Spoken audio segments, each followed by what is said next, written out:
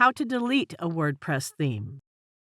Removing old and unused themes is considered a good practice that protects your WordPress website from vulnerabilities. So let's begin. Log into your WordPress admin dashboard. Hover your cursor over Appearance and click the Themes option. It shows the total number of themes available, which is currently 5. Now hover your cursor over the theme you want to delete and then click on Theme Details. In the bottom right corner, there is a Delete option. Go and click Delete. Then agree to the confirmation pop-up window.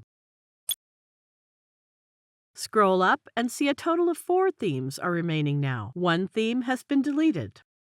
Similarly, you can delete unused themes one by one.